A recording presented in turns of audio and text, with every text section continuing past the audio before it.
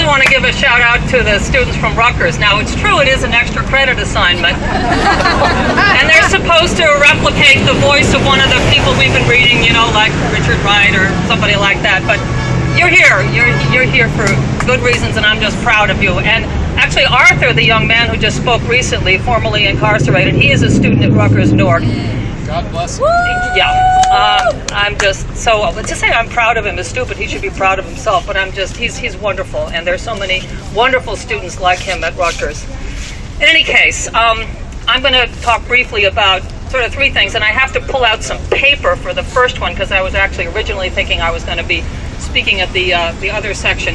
A little bit on mathematics, a little bit on humanities, and a little bit on what you might call political economy, quickly.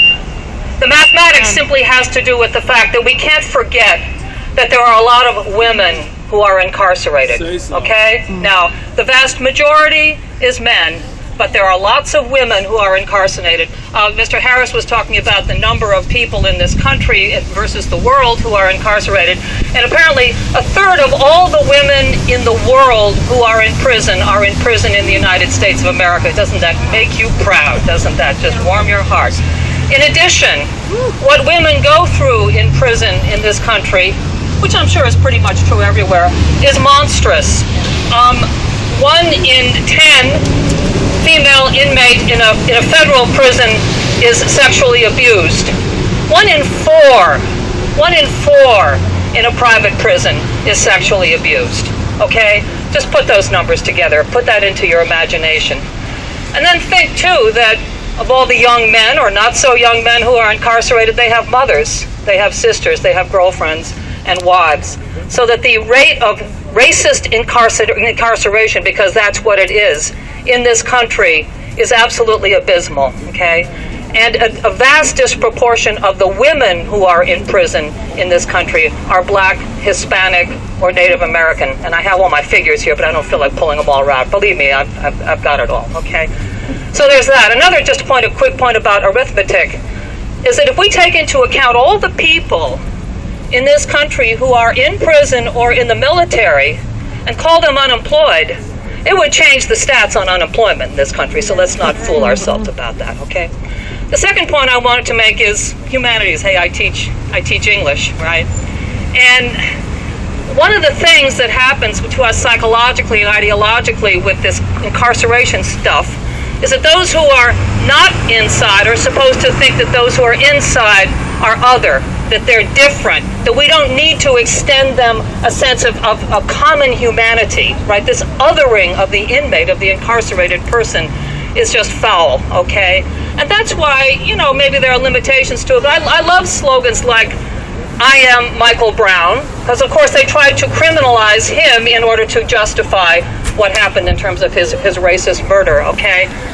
Eugene Debs, a favorite old early 20th century radical of mine, he in fact went to prison for protesting the First World War, but he made this statement to the court in 1918. I can't remember it, maybe you got it down better, Arthur, but than I do, but he says basically, as long as there's a poor class, I am in it.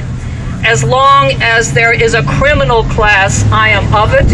In other words, he just said, I am part of humanity, I am part of the working class, I do not draw distinctions.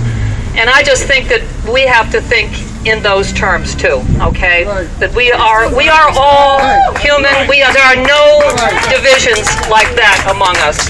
However, actually, I may make my third point, okay? Which is about criminalization, okay?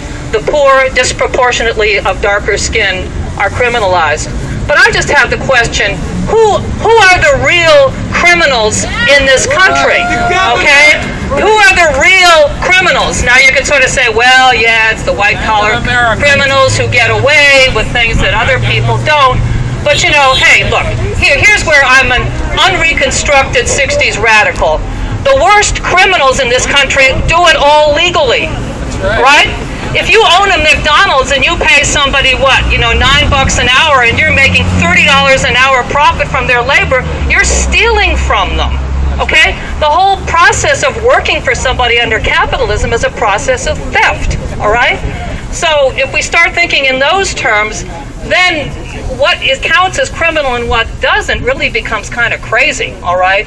And the people who stand behind the law, a lot of them are essentially criminal in terms of the system that they're defending, all right?